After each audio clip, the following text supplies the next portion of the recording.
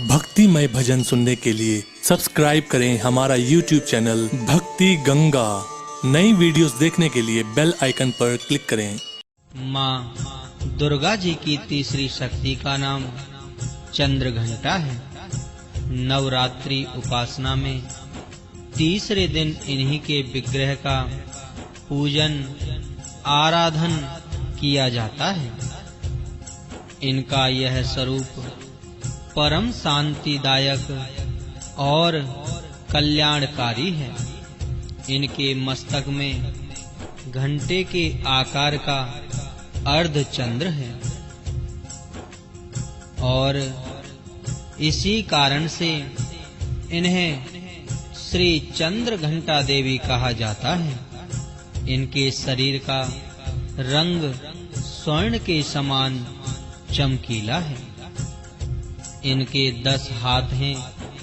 इनके 10 हाथों में खड्ग आदि चमकीला है।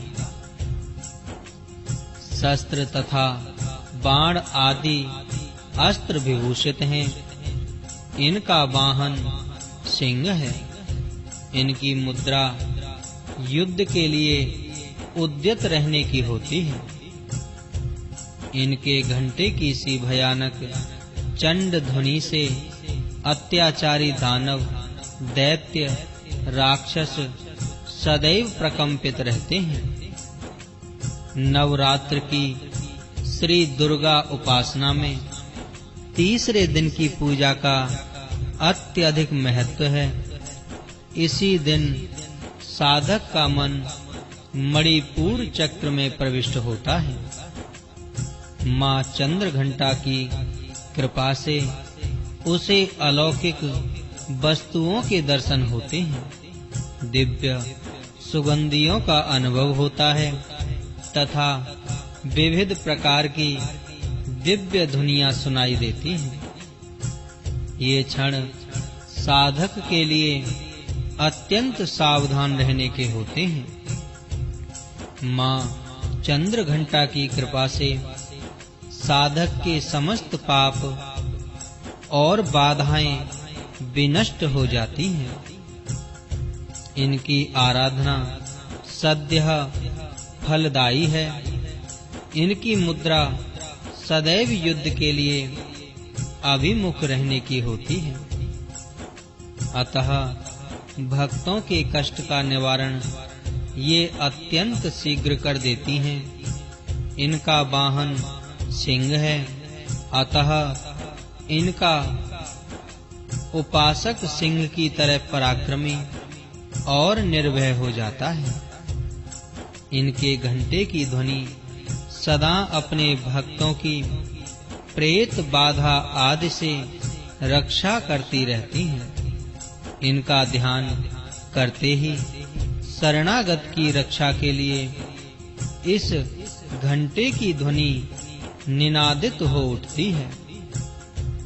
दुष्टों का दमन और विनाश करने में सदैव तत्पर रहने के बाद भी इनका स्वरूप दर्शक और आराधक के लिए अत्यंत सौम्यता एवं शांति से परिपूर्ण रहता है।